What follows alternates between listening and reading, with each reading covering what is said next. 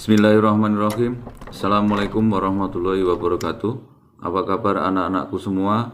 Semoga tetap sehat, tetap semangat belajar meski harus belajar di rumah masing-masing.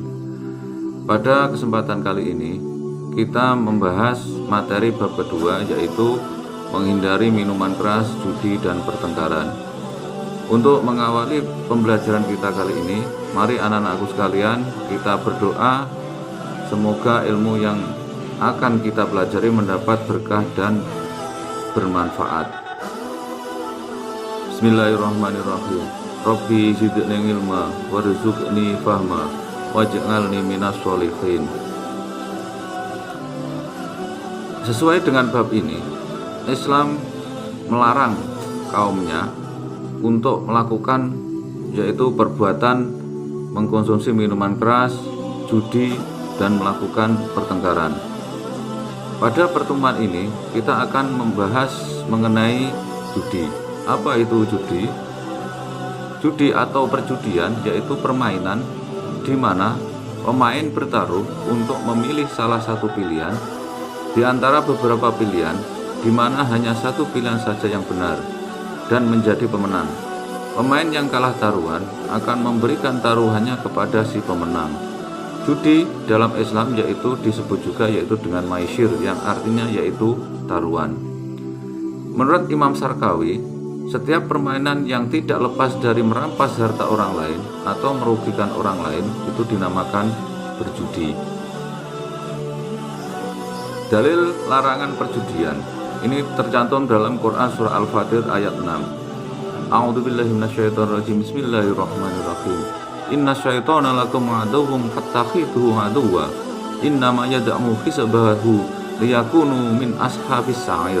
Artinya, sungguh setan itu musuh bagimu, maka perlakukanlah ia sebagai musuh, karena sesungguhnya setan itu hanya mengajak golongannya agar mereka menjadi penghuni neraka yang menyala-nyala.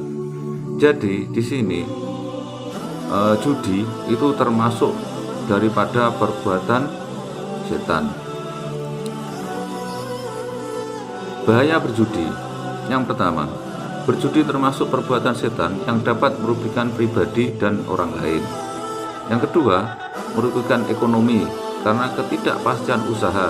Yang masuk usaha di sini yaitu usaha berjudi tadi yang mereka lakukan, dan dapat menimbulkan permusuhan dan kedengkian.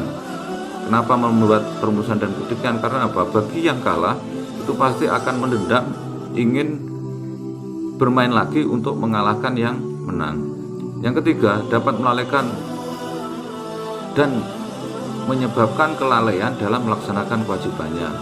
Jadi sebagai contoh, orang kalau sudah bermain judi ini, maka dia akan lupa dengan kewajibannya. Contohnya yaitu dengan sholat, menghidupi keluarga.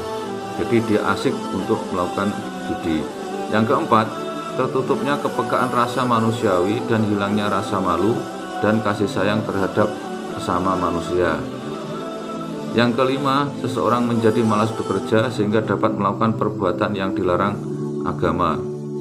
Yang keenam, dapat menghancurkan kestabilan, kerukunan, dan keharmonisan rumah tangga. Yang ketujuh, dapat menimbulkan kesedihan dan penyesalan di kemudian hari. Cara menghindari judi. Yang pertama yaitu senantiasa beramar ma'ruf nahi mungkar di setiap kesempatan. Yang kedua, mensosialisasikan dengan jelas tentang bahaya judi. Yang ketiga, menindak secara tegas para pelaku perjudian oleh aparat yang berwenang. Yang keempat, berusaha menghindari pergaulan dengan penjudi dan banyak bergaul dengan orang-orang yang jelas-jelas baik. Yang kelima, senantiasa berusaha mencari rezeki yang halal dan qanaah akan pemberian dari Allah Subhanahu wa taala. Yang keenam, senantiasa beristighfar dan memohon ampunan serta perlindungan dari Allah agar tidak terjerumus kepada perjudian. Setelah kita membahas materi tentang perjudian, tulislah yang pertama yaitu sebutkan 5 contoh perjudian. Yang kedua, bagaimana hukum melombakan binatang. Contohnya yaitu seperti lomba burung berkicau atau ayam ketawa yang hadiahnya diambil dari uang pendaftaran. Nah, silahkan jawabannya nanti kalian tulis di kolom tugas yang ada di Google Classroom. Sebelum mengakhiri pembelajaran kali ini, Bapak berpesan yang bertanya yaitu apa yang agama larang ada akibatnya, dan apa yang agama perintahkan pasti ada manfaatnya. Yang kedua, sibukkanlah waktumu dengan hal-hal yang bermanfaat. Yang ketiga, kita sebagai makhluk yang mulia maka haruslah dapat memilah dan memilih mana perkara yang hak dan mana perkara yang batil, agar kita bisa selamat di dunia dan di akhirat. Nah, itulah materi pembelajaran kali ini. Marilah kita tutup dengan bacaan hamdalah bersama-sama. Alhamdulillahirabbil alamin. Mudah-mudahan pertemuan materi kali ini dapat bermanfaat. Dan akhirnya saya tutup. Wassalamualaikum warahmatullahi wabarakatuh.